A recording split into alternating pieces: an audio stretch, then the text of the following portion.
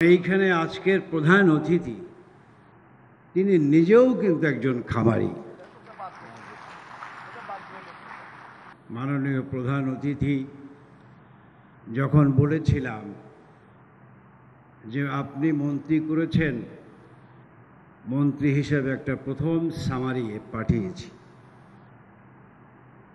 তো উনি বললেন যে সামারিটা আমার দেখে শুনে পাঠাও। আমি বললাম না, ওরকম কিছু না, আপনাকে একটা দাওয়াতের সামারি। তো যাই হোক, তিনি সেই সদয় সম্মতি দিয়ে আজকে এখানে এসেছেন। এই প্রাণী সম্পদ মন্ত্রণালয় এবং ইমরান সাহেবের ভাষায় 55,000 খামারিদের এই দিবসটি হৃদয়ে গাঁথা থাকবে। তবে আমি ইমরান সাহেবের এই খামারিদের সংখ্যা একটা ভুল করেছেন, কারণ এইখানে আজকের প্রধান অতিথি তিনি নিজেও কিন্তু একজন খামারি। সুতরাং এই সংখ্যাটি যোগ করবেন। আপনারা দেখেছেন যে এটি আল্লাহর রহমত ছাড়া হতেই পারে না।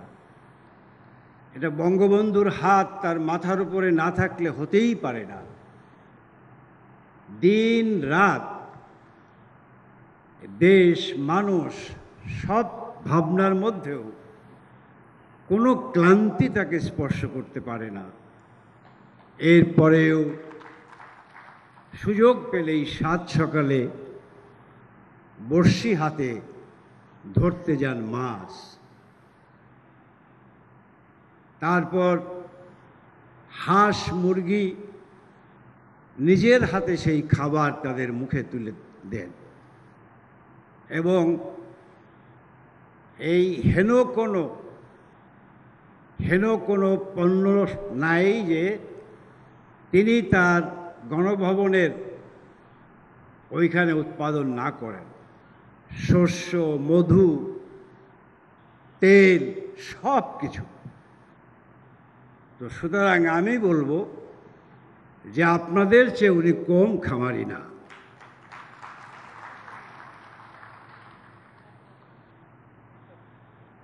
যাই হোক, আমি এই মন্ত্রণালয় সম্পর্কে আমার কিছুই বলার নাই, কারণ সচিব মহোদয় বলেছেন, আমাদের অ্যাসোসিয়েশনের দুই ভাই বলেছেন, বিস্তারিত বলেছেন।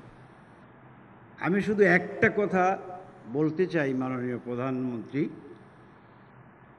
সেটি হলো আমার মাঝে মধ্যে সত্যি আমি ভাবি যে বঙ্গবন্ধু এই পাকিস্তান সৃষ্টির অব্যবহতি পরেই তিনি একটা স্বাধীন রাষ্ট্র গড়বেন, সেই রাষ্ট্রটি হবে বাংলাদেশ। আর সেই স্বপ্নের সাথে সাথেই আর একটা ভাবনা তিনি ভাবতেন যে আমি যেই বাংলাদেশ তৈরি করব, স্বাধীন করব, সেই বাংলাদেশকে আমি সোনার বাংলাদেশে কি করে রূপান্তরিত করব, পাশাপাশি সেই ভাবনাটিও তিনি করেছেন।